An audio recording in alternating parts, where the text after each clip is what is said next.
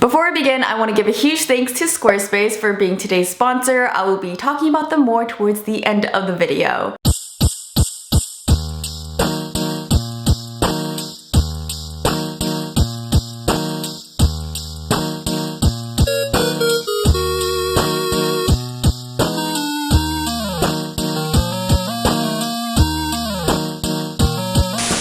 What is up, everyone? Welcome to the third part in my How to Detox series. So far, we've covered how to clean up our physical environment and our belongings and our bodies. It is finally time. It is the day where you do not click on Remind Me Tomorrow and you do it. You do it today. For me, detoxing my digital space meant that I was gonna go through my phone, my iPad, laptop, hard drives, memory cards, thumb drives, and my Mac computer. I'm actually gonna start off with my laptop slash phone. I kind of did them at the same time because most of everything that I work on digitally is on my laptop. So step one was to kind of see the different categories of storage space that I needed to organize. I don't know how it works for PCs, but if you go click on the Apple and then you click on About This Mac and Manage Storage, you can then see on the left side how much space each category is taking up on your computer. That was a good way in the beginning to kind of see the overall picture of everything that my laptop was storing and in what category I needed to work the most on. I'm the type of person, if I start researching into something really seriously, I'll have like 10,000 tabs open and then I'll kind of stop midway and leave those tabs open for weeks sometimes. Close all the windows,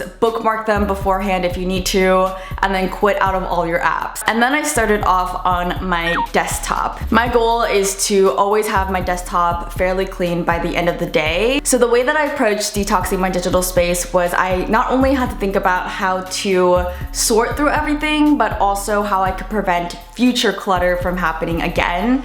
And for my desktop, the most important thing was to make folders for the most common categories. Because everyone's lifestyles and jobs are different, we all have different types of clutter. As I was sorting through everything on my desktop, I began to notice patterns of what my clutter was made up of. So what I noticed was recurring clutter for me was a lot of screenshots on my desktop, whether it was for editing videos or inspiration.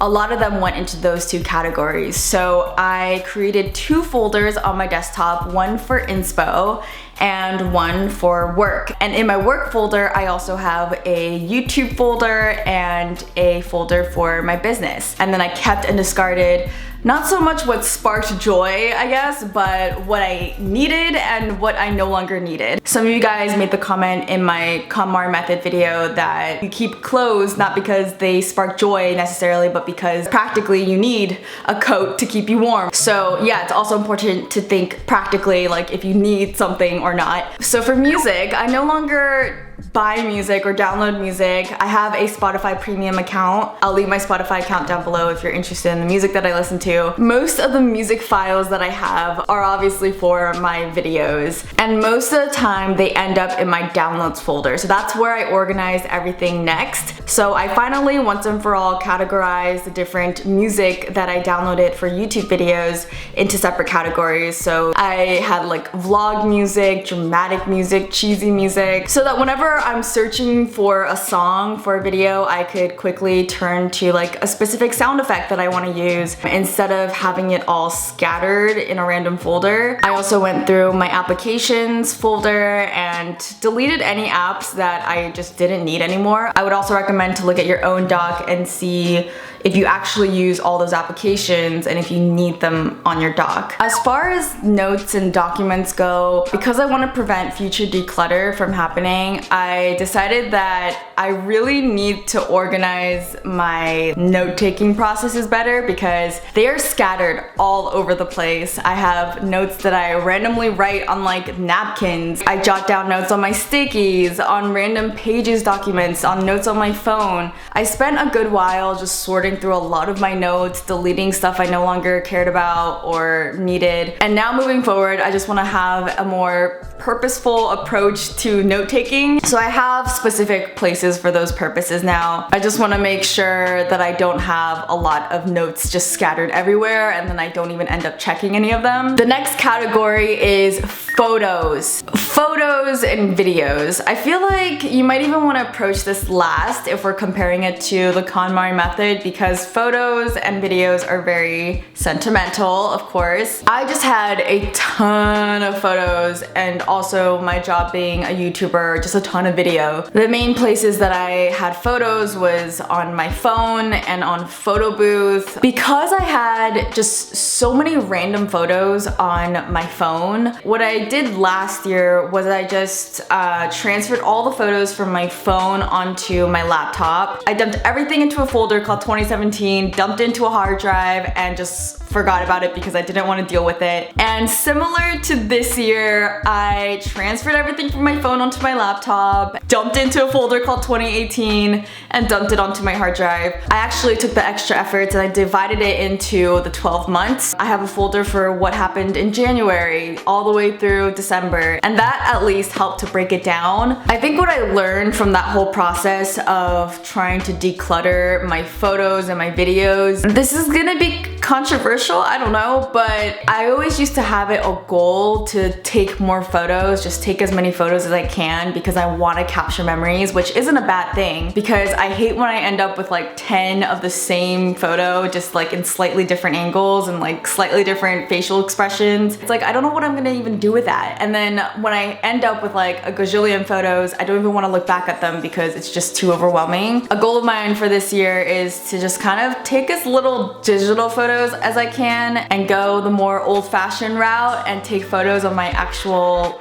cameras. Like, I have 2 Polaroid cameras and now a film camera, and I love having physical Polaroids to hold on to, and for me at least it just makes the memory more special, and I always look back at them and I hang them up so that I can actually see them. And also for my film camera, I want to play more with that. I went on a huge ramble about taking photos that I decided that I might even just make a separate video about that. The very last place that I sorted through was my Google Chrome. I went on my bookmark manager and I first went through a lot of random websites that I bookmarked. It was really fun to look through a lot of the old websites that I bookmarked because there were a lot of fun DIY projects that I was interested in at the time, and I got reinterested in them. I basically, once again, I organized everything into 2 categories, which are similar to my 2 folders on my desktop, which is business, which is work related, and also like inspiration and different brands and websites that I like shopping from. So those are the main 2 folders that my bookmarks landed in. The other main go-to websites on my Google Chrome were Trello. I do want to make a separate video on what is on my Trello and how I use Trello to plan and organize my day-to-day life. I don't really use social media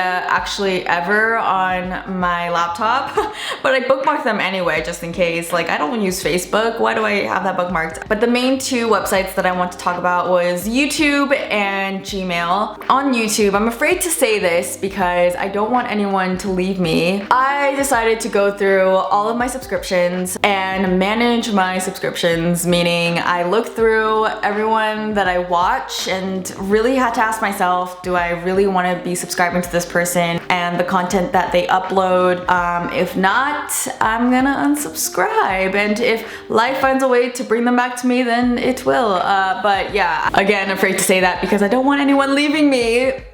I promise I have awesome content coming. Similar thing for all other social media accounts. Go through the people that you follow and really ask yourself if they spark joy or if their content is life-giving or entertaining to you, or if you find yourself feeling emotionally negative. And if you don't want to be rude about it, if they're your friends or whatever, then just mute them so that you don't see their content. And the last place to organize my digital space was my many email accounts. I have like 5 different active emails, and my goal is to eventually narrow that down to 2 emails, one for work and one for spam and shopping, basically. I am still working on that. I would love to deactivate a few of my emails I just no longer need. As far as my main email goes, I was able to bring my inbox down to 0, and I star the most important emails that I need to reply to. My friend Eileen from Lavender also made a video on how to declutter her digital space, and she mentioned this website website called unroll.me, and you just sign up and enter your email, and then you could very quickly unsubscribe to a ton of email that you're just not interested in. I personally don't like being subscribed to anything, so there's no items in my roll up. So far I unsubscribed to almost 96 different websites that I didn't even know that I was subscribed to. Sometimes they just like automatically send you emails when you purchase something from their site. Now whenever I get a promotional email, I make sure to kind of unsubscribe to them like on the spot. I think that's really what cleaning is. It's not a one-time detox thing. It's you keep it up afterwards by constantly just doing little things every single day to keep it clean. So I don't know what crazy number it is, but I was able to delete so many emails. You could click on the categories tag and you'll see that your mail is divided into social, updates, forums, promotions, and I went ahead and I clicked on every single category and prayed that I wasn't deleting anything too important, and I trashed it. I trashed it and then I emptied my trash. Yep. I never ever did this before. I never detoxed through my email. So this was a really satisfying moment to see like hundreds of thousands of emails just like bye bye. Bye, see you never again. Most of them were just really old promo email for the most part. So I did this similar process of cleaning my desktop, my photos, my Google Chrome, everything on my Mac computer and on my iPad. I don't really use my iPad too much for anything other than Procreate, so there wasn't much I had to do there, and also on my Mac computer. So again, for me, it was mostly my laptop and also my phone. If you want to see a what's on my iPhone video, my apps are pretty much similar to what it was then. But again, I just quickly skimmed through all of my apps and I deleted anything that was unnecessary. Throughout the year, I downloaded some random apps that I was curious about, but then never ended up using them. One thing that I still haven't organized through yet actually is my messages. I feel like my storage space is being taken up mostly by my messages now because I have a lot of photos sent back and forth between people. But the main thing I had to do was transfer my photos, voice memos, and my notes from my phone to my laptop, and then from my laptop onto my hard drives. I know not everything is completely sorted through. I still have a lot that I just kind of dragged into my hard drive, but it's a lot more organized than before, which I'm proud of. Then it was time to finally update. This felt really good. Finally updated my system on my phone, on my iPad, on my Mac computer, and on my laptop. And just to switch things up a bit, just so I could feel like a renewed person, I went from a all white theme to an all black theme, and now everything just looks sleek and new. I wasn't used to it at first, but it just feels like I got a brand new computer. Oh, also make sure to give like your actual tech products a good wipe down. My screen is a little bit fingerprint smudged right now. Update your systems, change your desktop wallpaper. This is kind of weird to say, but I feel like my MacBook just feels lighter. It lost a little bit of weight. But no, really, I went from almost like 20 gigabytes to now about 150 gigabytes. At the same time, I still have so much footage from videos on here, from videos I haven't uploaded yet, so that's still quite a bit from what it was previously. And ever since I cleaned up my digital space, I've developed these habits of always keeping my desktop clean because I felt how good it feels to have a clean desktop. And that's the great part about detoxing and making it a big event, because when your brain notices this like drastic change and you feel transformed, you want to keep it there, and you just make these little changes in habit every day so that you can actually keep it there. I feel like with decluttering, you have to do multiple rounds to actually reach the state of like perfection. I feel like I just did my round 1 of cleanup and I still have to do like another few rounds of going through every little thing, but I'm pretty content with how clean everything is right now. I really hope this video helped you out or motivated you to start cleaning up your digital space. It really does help improve focus when you're trying to work off your computer or your phone to not be so distracted by the clutter. Once again, huge thanks to Squarespace for being today's video sponsor. I'm going to be talking about them real briefly. If you haven't heard of Squarespace before, they provide a beautiful online platform in which you could create your own website. They have tons of award-winning designer templates to choose from, and it's incredibly incredibly easy to navigate, so you could focus more on the actual content of the website instead of like the design elements of it. Squarespace is an all-in-one platform, so there's nothing to install, patch, or upgrade ever. I've used Squarespace before to create a few of my own websites, and it's just incredibly easy to navigate. In case you have any more questions or need help with anything, they have 24/7 customer support. It's very flexible as well, so you could use it with a variety of types of websites. If you want to start your own e-commerce brand or just have your own blog, a website is just such a great way to express yourself and have this own world that's all your own compared to